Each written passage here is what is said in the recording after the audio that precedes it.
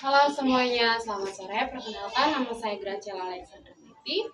Di sini saya dari kelompok 7 akan mempresentasikan hasil diskusi saya bersama teman-teman saya. Saya Maria Regilinda Eko, Silviana de Silva Amsikan, Maria Olviana Estites, Stefania Sanitahan, Jori Guritahan Suri.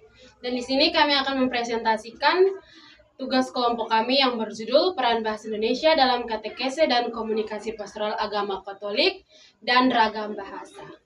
tujuannya yaitu untuk menganalisis bagaimana prinsip-prinsip komunikasi yang jelas dan terstruktur yang diperlukan dalam forum internasional seperti KTT ASEAN dapat diterapkan dalam konteks komunikasi pastoral untuk pendidikan agama Katolik.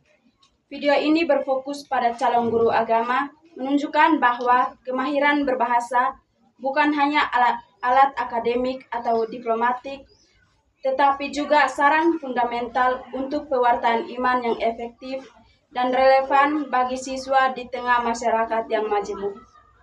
Ragam bahasa dibagi menjadi dua, yaitu ragam bahasa formal dan ragam bahasa informal.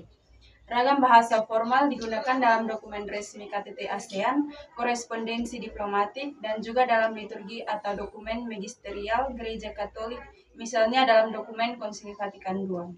Ragam bahasa informal diperlukan dalam interaksi pastoral sehari-hari, katekese atau pengajaran iman, dan homili di mana bahasa yang digunakan harus mudah dipahami oleh umat dari berbagai latar belakang, usia, dan pendidikan. Bahasa Indonesia berfungsi sebagai bahasa pemersatu yang menjembatani perbedaan latar belakang sosial budaya dalam komunitas gereja di Indonesia. Contoh konkret dibagi menjadi 3 bagian. Yang pertama, menyusun materi katekese. Yang kedua, simulasi dialog. Yang ketiga, pemanfaatan media digital. Penyusunan materi katekese. Merancang modul pembelajaran iman menggunakan bahasa Indonesia yang baik dan benar, tetapi disesuaikan dengan tingkat pemahaman siswa. Misalnya, menggunakan analogi yang relevan dengan kehidupan sehari-hari. 2. Simulasi dialog. Melakukan simulasi dialog antara agama ataupun presentasi nilai-nilai Kristiani dalam konteks masyarakat plural mirip dengan diplomasi budaya di kancah internasional. 2. Pemanfaatan media digital. Menggunakan video pembelajaran atau media sosial untuk menjelaskan ajaran iman, menerapkan strategi komunikasi multimedia yang efektif dan menarik.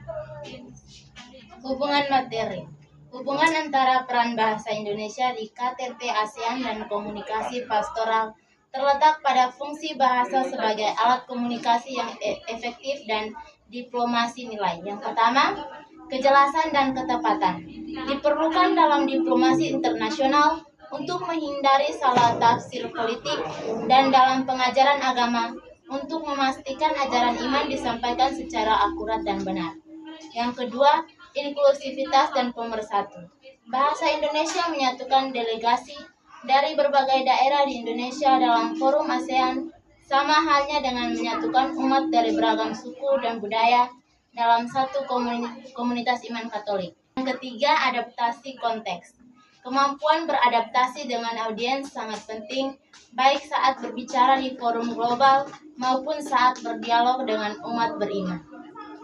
Kesimpulan, peran bahasa Indonesia dalam KTT ASEAN menunjukkan kapasitas bahasa nasional sebagai bahasa modern yang dinamis di ranah global. Dalam komunikasi pastoral PAK, bahasa Indonesia berfungsi sebagai jembatan iman yang esensial untuk menyampaikan kabar gembira secara efektif dan membangun persekutuan umat. Calon guru agama PAK didorong untuk menguasai ragam bahasa Indonesia secara optimal agar dapat menjadi komunikator iman yang handal, baik dalam konteks lokal, nasional, maupun global.